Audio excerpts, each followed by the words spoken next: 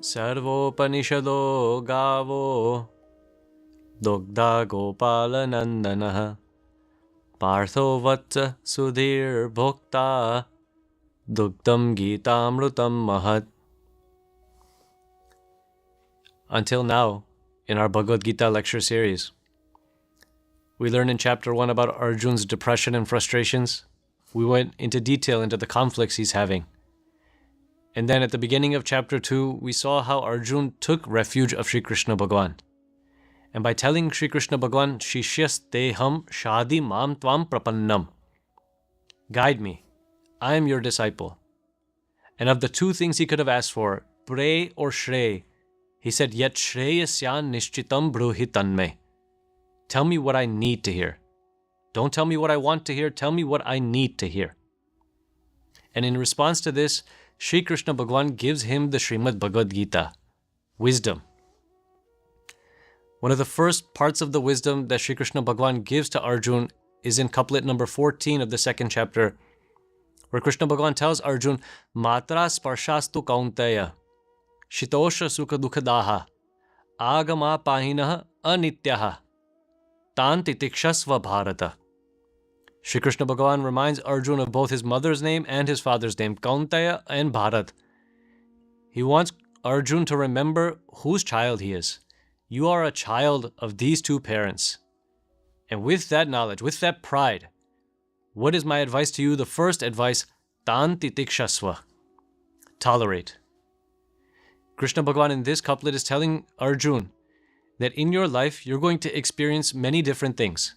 Shita and Ushna. Some of those experiences will be warm. Some of those experiences will be cold.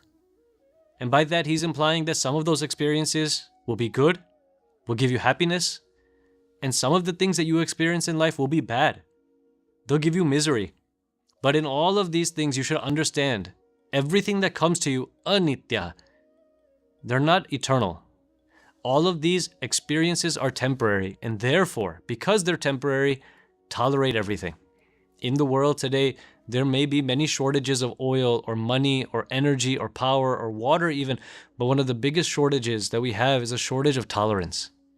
When Krishna Bhagwan is telling Arjun this, he is reminding him that you need to look to the people who have come before you. Learn to tolerate the different situations that happen in your life. For example, if we take a step back, Krishna Bhagwan is the one telling Arjun, let's look at Krishna's life. Krishna Bhagwan was born in a jail. No matter how hard our lives have been, how many of us have had to go through that misery? He was born in a jail. Look at what his mother had to go through. His mother Devki, she spent most of her life in the jail. And before Krishna Bhagwan was born, 7 of her children were born in a jail. And each of those children, her own brother would come, take that child, and in front of the mother, pick up the newborn and smash it and kill it against a rock in front of the mother. Now, no matter how much pain we have in our lives, it's probably not even a percentage of that. And then Krishna Bhagwan, as soon as he was born, he was separated from his parents. He spent years living separately, but he wasn't happy. He wasn't at peace from the outside perspective. Outwardly, he had to constantly fight different demons, Putna, Dhenukasur, Shakatasur. And then his uncle called him. But why did Kansa's uncle want him back? He wanted to fight against him. He wanted a war. He had to go and fight his uncle. He had to defeat his uncle in a battle. Quite often in our lives, if our uncle doesn't come to our birthday party, or if he doesn't give us a gift that we expected from him, we feel bad. We feel disappointed in our uncle. Imagine how Krishna Bhagwan felt disappointed in his own uncle. And then after that, he had to go to school. It wasn't a good school. There were no AC, there were no classrooms, there were no TVs or projectors. No, he lived in the jungle. He had to cut wood every morning, bathe in a cold river. And this is how he studied. And after that, he came back into the world. He had to fight for every wife that he had.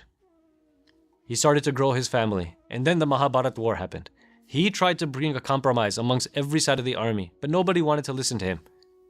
In the Gita, Krishna Bhagwan in the 7th chapter tells Arjun, Mam tu na veda kaschana. Nobody understands me. The same plight that we often feel. Krishna Bhagwan tells Arjun that even in this world, nobody understands who I am and what I have to say. Nobody came to a compromise. And after the Mahabharata war, where Krishna Bhagwan saw his own family members die, remember, Arjun and Krishna are family. The same situation that Arjun has is the same situation that Krishna has. And yet one is crying and one is laughing. Understanding the wisdom of the Shrimad Bhagavad Gita gives us a promise that today we're crying, but at the end we can laugh. We can turn our entire enlightenment on. We can become enlightened in this life. Krishna Bhagwan, in the Mahabharata war, he lost just as many relatives as Arjun. He lost just as many of his family members. And then afterwards he came home. He had spent a little time away from his family, his own children, and when he saw his children, they had all become spoiled in his absence. They started drinking, they started different types of addictions, and Krishna Bhagwan took them all out once, and one time, all of his children got so drunk, they started to beat each other, and they started to kill each other. And he had to watch all of his own children die at the hands of each other. And then he sat cross-legged on the ground, and another hunter saw the bottom of his foot, thought it was an animal, and shot him. Some people think that Krishna Bhagwan came onto this earth and he must have enjoyed his life. Not a single thing in his life sounds enjoyable. And yet, despite all of that, when Arjun tells Krishna Bhagwan in the first chapter, Senayor ubayor madhye ratham stapaya me achyuta. Your name is Achyut. Because you, no matter how the outside environment is, no matter what the situation is, you never change. This is the same name that Arjun calls Sri Krishna Bhagwan in the 18th chapter of the Srimad Bhagavad Gita. We change. God remains Achyut. Ramchandra Bhagwan, so many difficulties in his life. At night, he was told he was going to become the king of Ayodhya. He went to sleep that night expecting to be coronated, expecting a coronation the next morning, but when he woke up, his mother told him that now you're going to be exiled to the forest. And he left, smiling. Other people were in tears. Ramchandra Bhagwan, he consoled them. He cured other people's pain. Sita ji was a princess. She was his wife. She was not exiled to the forest. She came with Ramchandra Bhagwan on her own. As a faithful wife, she went with Bhagwan, and in the forest she had to be separated from Ramchandra Bhagwan. So much torturing by the hands of Ravan, and yet despite all of that, she remained at peace. There's a literary by the name of Bhavabhuti who's written a story called Uttar Ramcharit, a drama. And towards the end, in describing the trials and tribulations of Ramchandra Bhagwan and Sita Mata, he explains, Eko rasa karuna eva nimitta bhedat. All of life is tragedy.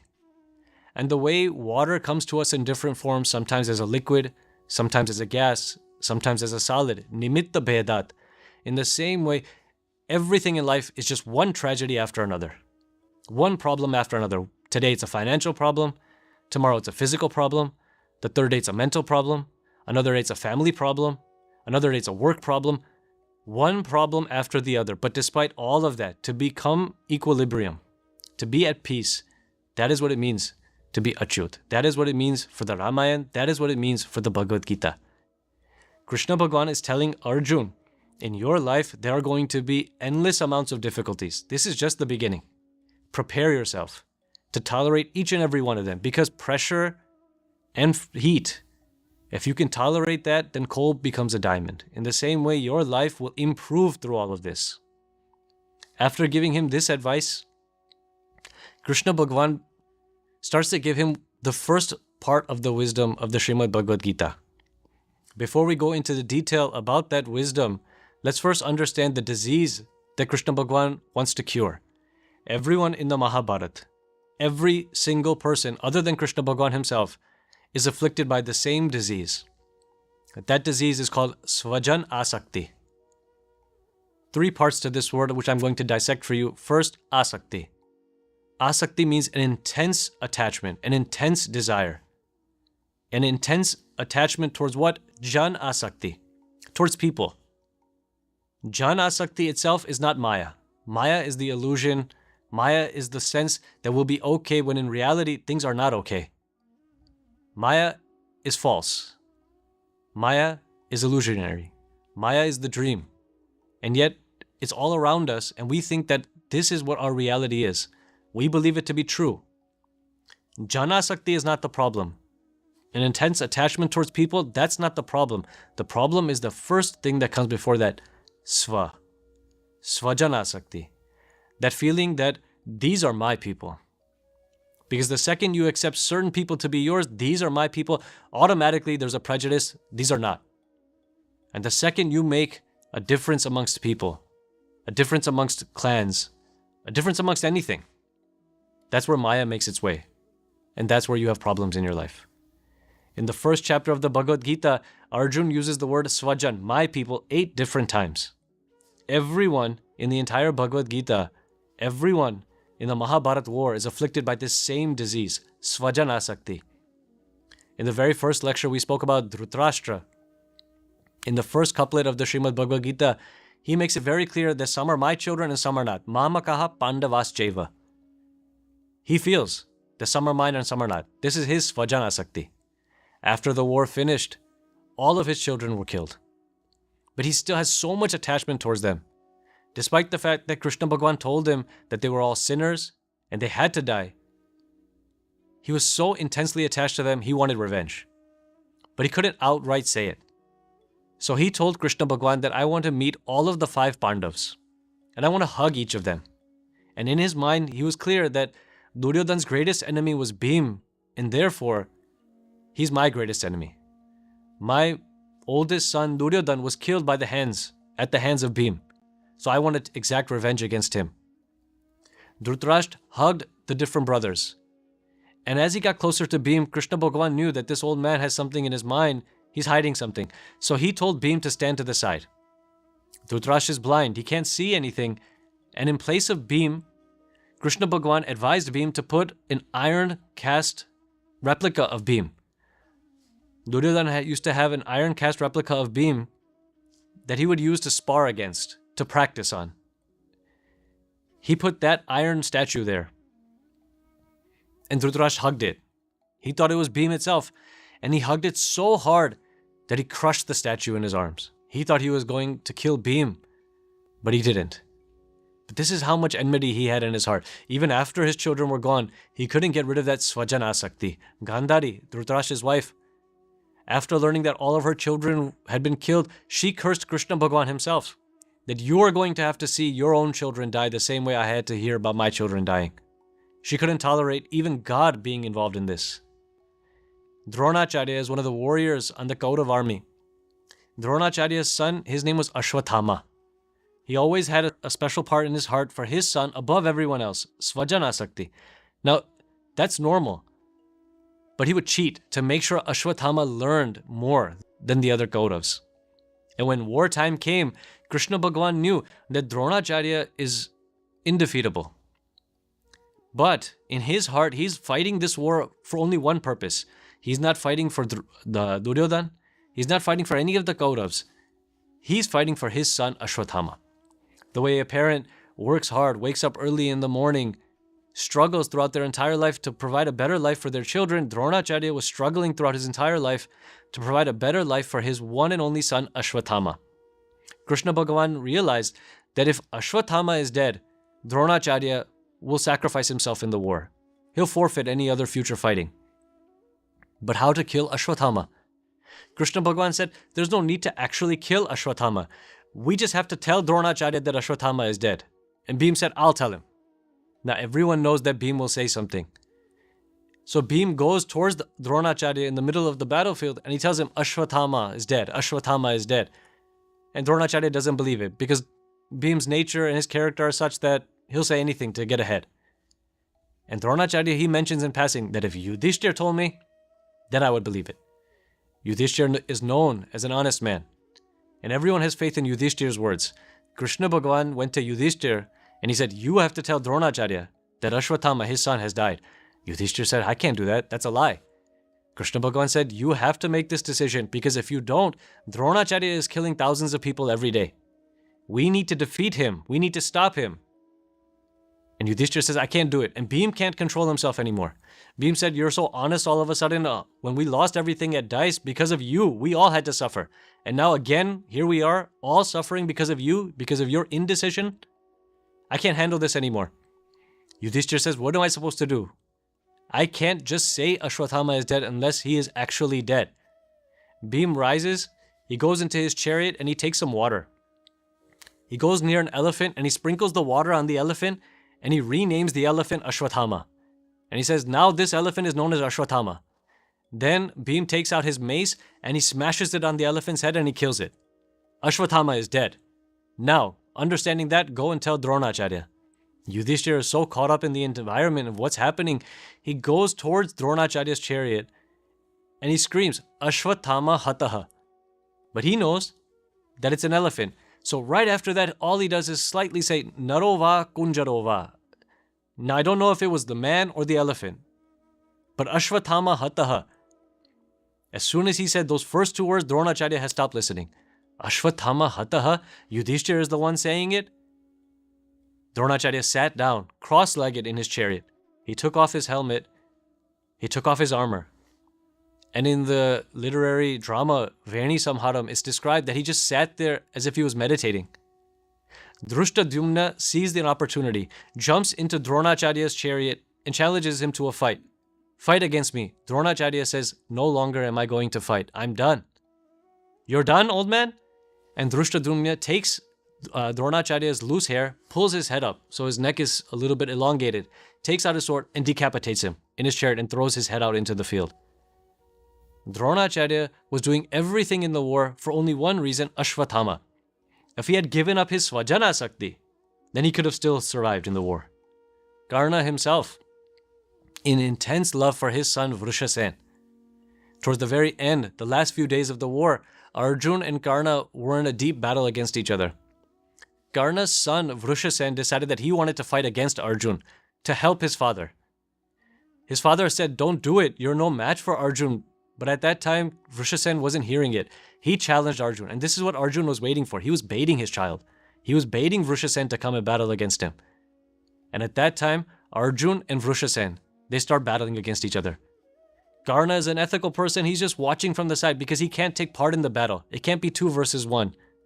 And he's praying, if anyone up there can help my son, please help him. He's no match for Arjun. Vrushasen would fire a few arrows and Arjun would easily deflect them. And after a few moments, then Arjun decides that he's going to make a show of it. He takes out his bow, which is called the Gandiv, and he starts to play the rope, the string, as if it's a guitar. And he calls people from the Kaurav and the Pandav army all to surround him. And he said, I'm going to play my bow today like an instrument and make this boy dance. Watch. And he would fire an arrow and make Vrushasen run from the left to the right, and fire another arrow, make him run in the opposite direction.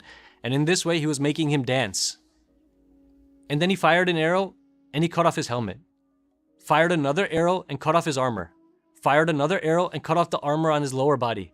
And one after the other, Arjun started firing arrows in such a way that he made Vrushasen naked on the battlefield. And he laughed out loud. And then he called everyone again by playing the string on his bow, and he said, now I'm going to kill him, and I want all of you to watch. Even Karna on the side said, why would you do this? Why are you humiliating him? Why are you making us watch this? And Arjun said, a few days ago, when I went out, and Jaydrat, he held up my other 4 brothers, all of you stood there and watched as my son was killed on the battlefield. And today, because I lost my son, I'm going to take revenge, Karna. I'm going to take your son. And with that, he fired an arrow right through Vrushasen's heart, all the way through his chest. Karna watches his son die. He runs to him on the battlefield. He picks up his dead, naked body, puts it in his chariot. His charioteer, his driver, his name is Shalya. Karna tells Shalya, take me off of the battlefield. After Shalya takes Karna off of the battlefield, Karna takes the arrow in his son's heart and breaks it, pulls it out. His son is dead in his hands. He takes the arrow and rips a part off of his pants. And with his own son's blood, he writes a letter to Duryodhan. And he says that you promised me at the beginning of the war that we would win. Now, whether we win or not, it means nothing to me. Because I've lost my only reason for living. I've lost my son. And he sends this note in his own son's blood. Everyone, whether it's Arjun or Karna, or Dron, or Gandhari, or Dhritarashtra, everyone in the Mahabharata, everyone is afflicted by one common disease, Svajan Asakti. to overcome that disease, the only cure for ignorance is wisdom. So now, as we enter into the next section of the Shrimad Bhagavad Gita, we'll learn about the different types of wisdom that Krishna Bhagwan provides to Arjuna. Astu.